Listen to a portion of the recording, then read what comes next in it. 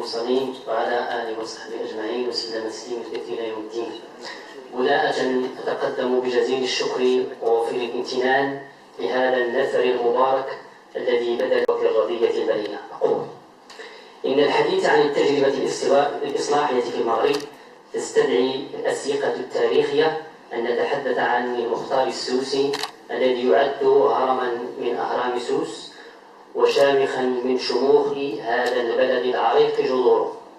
يهمنا في هذه الورقة الموسومة بأثر المدرسة السوسية للإصلاح التربوي تجربة المختار السوسي نموذجا أن نرصد أهم معالمه ومرتكزاته في الإصلاح وأبعاده الدينية والأخلاقية في الدفاع عن الهوية الوطنية والنهوض بالمجتمع الحضاري.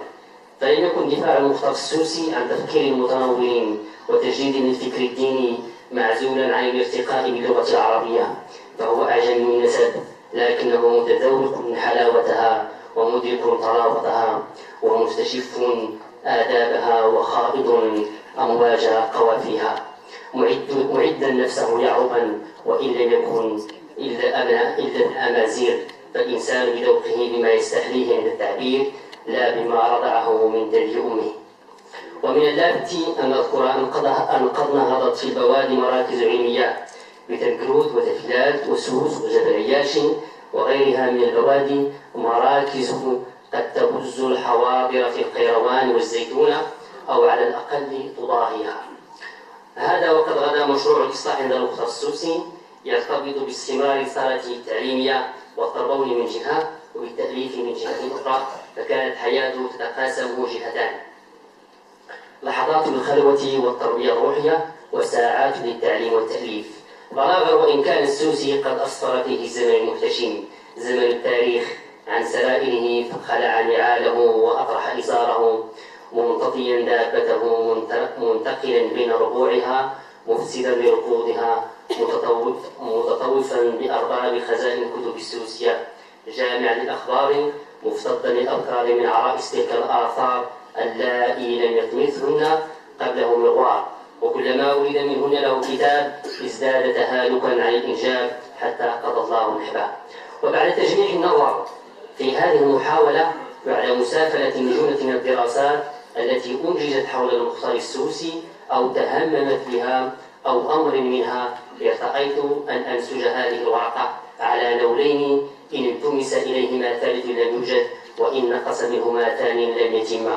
قصرت أول نولها على مرتكزات المختار السوسي وثنيتها بمعالم المنهج عند المختار السوسي. النول الأول مرتكزات الإصلاح عند المختار السوسي. لم يكن المختار السوسي يتحرك ويعمل دون أرضية فكرية واضحة معالم ودون تصور واضح للإصلاح، بل كان ينطلق بوعي كامل لما يريد والإصلاح الذي ينشدون. ينظر المختار السوسي إلى جميع شرائح بلده عربا كانوا أو أمازيغا باعتبارها مزيجا واحدا لا يمكن فصله البتة، لأن اللحمة التي تجمعهم هي الإسلام، وهذا جلي في تضاعيف كتبه ومقالاته بكثرة، ردا على الذين يتهمونه بالنزعة العرقية. في سوسي العالمة: لأنني من الذين يرون المغرب جزءا لا يتجزأ، بل أرى العالم العربي كله من اتفاق الأطلس إلى بلاد الرافدين بلدا واحدا. ويضيف في مقدمة المسؤول: وقد تلاءمت في تقاليدنا الإسلامية المغربية مقتضيات حياتنا وديننا وعاداتنا وحياتنا، وعرفت في مجتمعنا تلاؤما تاما بين العربية ولغة الدين، وعادات تكونت تحت نظرهما في قطر امتزج فيه العرب والبربر تمازج الماء كالراح. يرتكز المختص في الإصلاح على عاملين مركزيين أساسيين: الدين والأخلاق. يقول في مذكرة معتقد الصحاب: لأن الناس كانوا، أي يقصد أصحاب البادية، كانوا لا يفهمون الوطنية إلا غيرة دينية، ولا يستطار فهم شعور وطني إلا إذا آنسوا العمل الديني من وطني، وإلا فسيسقط في أعينهم وشيكا. إن طبيعة الفكر الصوفي المتواجد في ربوع إلغ أفضل تمهيد للمختار السوسي كي يلقى بنفسه في أحضان الفكر الإصلاحي السلفي، وكان لا مناص له من أن يخضع لرياح التغيير التي كانت تهب على المغرب خاصة لما كان في فاس. فهو يصف نزوحه إلى فاس بمثابة انقلاب ميز به بين الماضي والحاضر، وأصبح بهذا التلقيح لا يفكر في تنظيم طريقته ولا مريد والده، ولكن التنظيم أصبح لديه مرتبطا بتنظيم الوطن واستفاق الأمة من غفلتها. يقول: لما حللت بفاس أتى الوادي فطمع القرى، فبدلت أخلاقا غير التي عهدت من نفسي قبل وأنا في مراكش وأحواز مراكش. فقد تلقحت في جو فاس بما لو لم أتلقح به لما كانت لي فكرة ولا تحركت بي همة ولا نزعت بي نفسي عزوف. تكونت لي في فاس فكرة دينية فرقت فيها بين الخرافات المموهة وبين الروحانيات الربانية. يصف في نص آخر يقول: لما كنت في فاس نبتت مني غيرة وطنية نسيت بها نفسي ومصالحي الشخصية، فأعددت نفسي فداء لديني ولوطني ولأمتي، وأنا ابن هاتين، أي الفكرة عن الدين عن الوطن والغير عن الدين.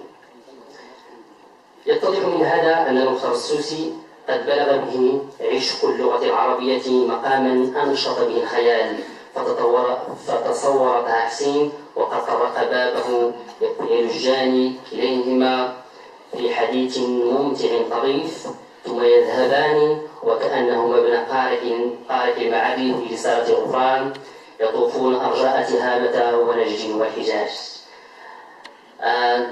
المبحث الثاني هو معالم الإصلاح التربوي عند المختار السوسي.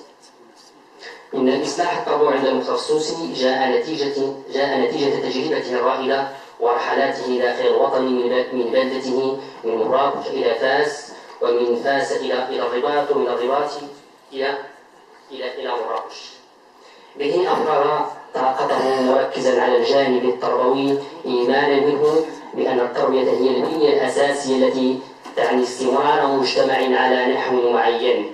فالفكر التربوي عند المختار السوسي لم يكن وحيد المصدر ولا عام الهدف، وإنما لكل عالم منهج في الإصلاح انطلاقا من تجربته الشخصية المنبثقة من واقع الاجتماعي والثقافي. فذلك المختار السوسي لما استقر في مراكش ركز على التدريس، فأنشأ أول مدرسة أخرى في زاوية أبيه معتبرا إياها بمثابة حجر الزاوية لبناء المستقبل، لكونها قادرة على تكوين وتربية أجيال المستقبل. يقول: لما حلت بالحمراء وقد ألفيت فيها مرصاتي، وأنوي أن أقضي فيها الواجب علي لديني ولوطني ولشعبي، ما بين تلميذ يهذب وبين درس إرشاد يلقى، وأنا في جانب ذلك أناغي اليرعى فيما عسى أن ينفع الله بهذه الأمة.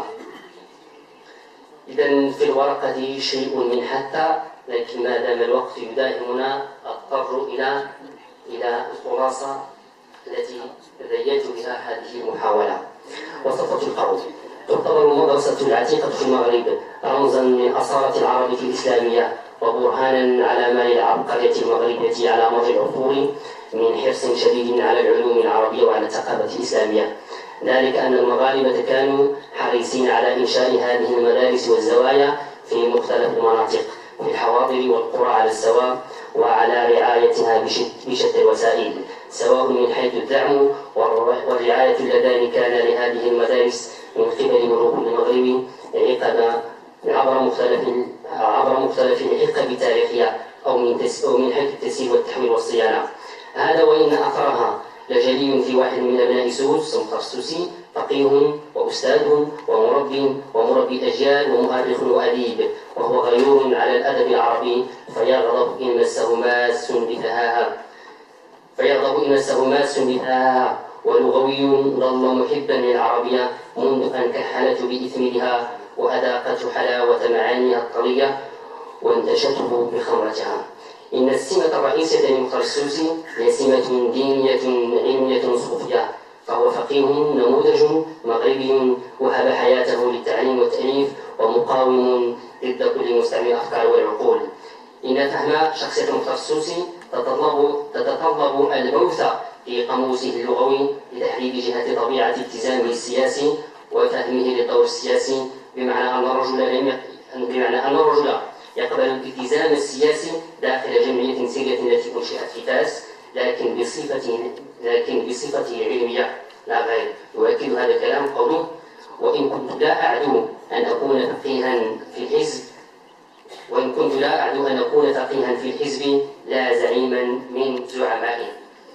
وأخيرا، إن مشروع المخصص قائم على تقويم مسار الإصلاح المغربي بما يحفظ قيم هويتنا الدينية والثقافية الوطنية. وكان شعاره في التعليم: الممارسة التعليمية أخطر من الممارسة السياسية. وكان شعاره في الوطنية: وطنيتي من ديني وليس ديني من وطنيتي. والسلام عليكم. وعليكم السلام ورحمة الله وبركاته.